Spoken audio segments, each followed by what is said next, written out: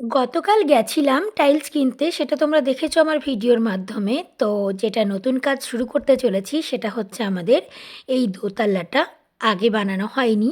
মানে plaster complete হয়ে গেছে, সমস্ত কিছু কমপ্লিট হয়েছে। শুধু টাইলসের যে কাজগুলো থাকে সেগুলো কিন্তু বাকি আছে। দোতলার মধ্যে কতগুলো রুম রয়েছে তোমাদের একটু দেখিয়ে দিই। এই যেটা এখন দেখছো ছোট্ট মতো, এটা হচ্ছে একটা ঠাকুরঘর।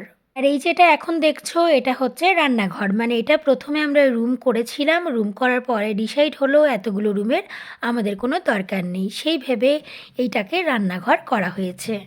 রান্নাঘরে যেখানে গ্যাসটা থাকবে সেখানে কিন্তু একটা জানালা ছিল, সেই জানালাটা আবার বন্ধ করতে হয়েছে। মানে বুঝতেই পারছো, নতুন নতুন যখন শুরু করা হয় তখন অতটা বোঝা যায় না, পরে আবার সেগুলোকে সব চেঞ্জ করতে হয়। এই যেটা এখন দেখছো এটা হচ্ছে ডাইনিং প্লেস। তারপর এখন যেটা দেখাচ্ছি সেটা হচ্ছে বাথরুম।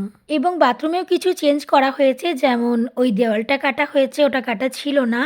তার কারণ ওয়াল হ্যাঙ্গিং কোমোড বসবে, তার জন্য সব কিছু পরিবর্তন করতে হচ্ছে একটু একটু করে। আর এখানে দেখছো এটা হচ্ছে আমাদের একটা বড় রুম বলতে পারো। এখানে রয়েছে দুটি জানালা, আর তারপর রয়েছে একটা বেলকনি। চলো বেলকনিটা তোমাদের একবার দেখিয়ে দিই। আমাদের এই বাড়িটা কমপ্লিট হয়েছে মোটামুটি 3 বছরেরও একটু বেশি সময় ধরে।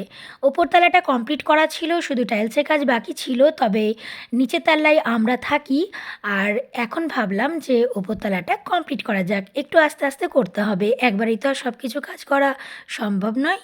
গতকাল যে টাইলসগুলো দেখে এসেছিলাম সেই টাইলসগুলো কিন্তু চলে এসেছে এখন, আর এখানেই রাখা হয়েছে বেলকনিতে।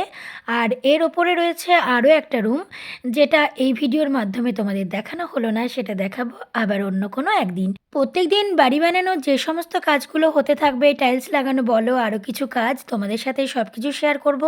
টাইলস লাগানোর পর তোমরা বলবে কেমন লাগছে।